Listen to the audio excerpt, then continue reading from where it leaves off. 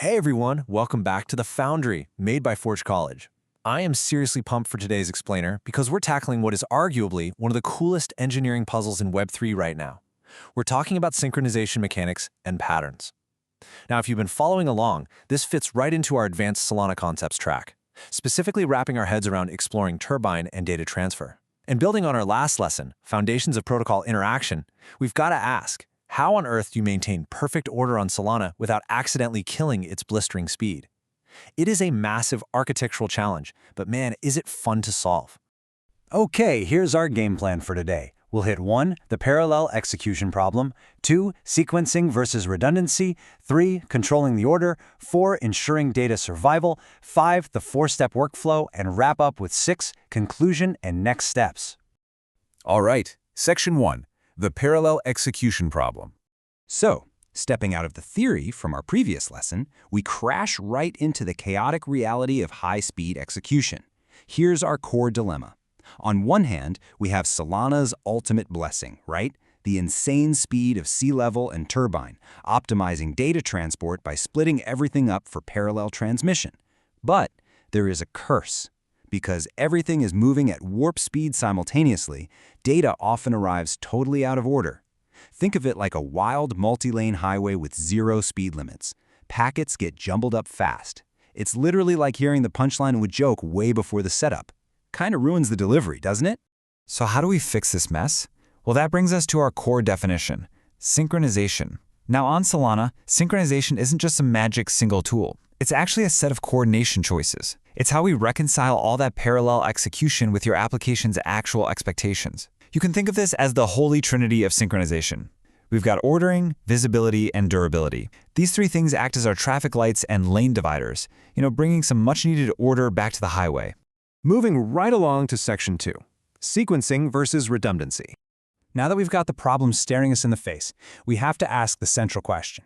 How do we actually herd these caffeinated cats? Like, how do we impose rules and boundaries on Solana's parallel architecture without suddenly losing all those massive performance benefits that turbine and sea level give us? Well, we open up our engineering tool belt and we find two main families of solutions. And there's a pretty clear contrast between them. On the one hand, we have sequencing patterns. These act like strict traffic cops, basically dictating exactly who goes first and enforcing absolute order. On the other hand, we have redundancy strategies. These don't really care as much about strict order. Instead, they serve as insurance policies, making sure your state stays robust even if you hit partial delivery or dropped packets. Which brings us to Section 3, controlling the order. Let's drill down into that first family of tools and see those traffic cops in action. When we absolutely need strong ordering, we generally have two choices. First, publisher sequencing. This one is sender-driven. You essentially force the sender to manage durable monotonic counters, basically making them sequentially number every single data packet before shipping it out. It gives you incredibly strong order, but yeah, it can definitely become a bottleneck. Alternatively, there's consumer buffering. This shifts the burden over to the receiver. It lets out-of-order delivery happen across the network, but forces the consumer to act as a kind of waiting room, holding all those jumbled packets in an in-memory buffer until they can be properly sorted out. All right, on to Section 4, ensuring data survival. So now we're moving away from the strict traffic cops and looking at our insurance policies, the redundancy strategies. Our first policy is the acknowledgement quorum. This is a strategy where a publisher sends out an update, but then pauses. It literally waits for explicit confirmations from the downstream consumers before it marks that data as durable. Think of it like a really strict roll call in a classroom. It gives you incredibly high confidence that your data actually survived. But the catch? The major cost is synchronous waiting, which, as you can guess, definitely adds some latency. Then, on the flip side, we have idempotent writes. I love these. An idempotent operation is amazing because it yields the exact same result no matter how many times it runs. My absolute favorite analogy for this is a messy restaurant kitchen during a crazy dinner rush. You just have to accept that temporary chaos and dropped plates are gonna happen. You don't stop service to clean every single spill the second it happens, right? Instead, you rely on a massive periodic reconciliation, basically a deep scrub at the very end of the shift to achieve what we call eventual consistency. Okay, so let's put it all together. Here is your essential architectural blueprint. Publisher sequencing, it's got low runtime latency, but if there's a crash, you get gaps. Consumer buffering handles multiple emitters beautifully, but you really risk memory pressure. Acknowledgement quorums give you fantastic durability, but at the cost of incredibly slow progress if an acknowledger goes down. And idempotent writes? High throughput for sure, but you have to be willing to accept temporary divergence. Ultimately, picking the right technique is always a balancing act between latency, complexity, and, frankly, what happens when things break. That takes us to Section 5, the 4-step workflow. Let's transition from all these theoretical tools into a highly practical framework that you can literally use today. Whenever you're implementing these synchronization techniques in the wild, you absolutely must follow this straightforward 4-step workflow. Step 1. Identify your dependency edges, like where does ordering actually matter? Step 2. Pick your consistency target. Step 3. Map your protocol interactions. And Step 4. Instrument observability.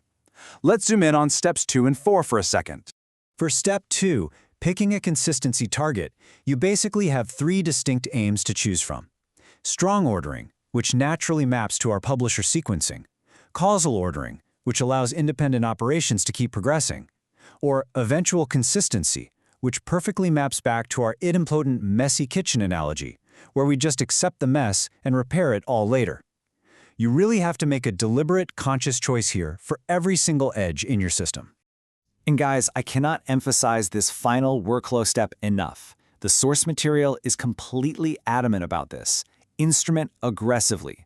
The buffer sizes in your consumer waiting rooms, the timeout values, the quorum sizes, these are environmental parameters. You cannot just guess them, no way. They absolutely must be tuned based on actual real-world network observations and real failure metrics. Guessing will just get you into trouble. Finally, Section 6, conclusion and next steps. Let's bring this entire blueprint to a close and summarize the ultimate architectural goal we are striving for here. Honestly, it all boils down to this one idea. Preserve parallelism wherever safe. Constrain it only where correctness demands it. That is the ultimate delicate balancing act. You use these synchronization tools to meet your application's specific need for correct ordering without accidentally strangling Solana's incredible high-speed parallel performance. It's tricky, but totally doable. So I'm going to leave you with a bit of a provocative thought to apply to your own work. Looking at your current architecture right now, which dependency edge in your project needs tightening first? Do you need a strict traffic cop or just a really good insurance policy? Hopefully this explainer helps you figure that out. If you want to continue this learning journey and explore way more content on Web3 architecture, head on over to forge.college. Thanks so much for hanging out with me today, and I will catch you in the next explainer.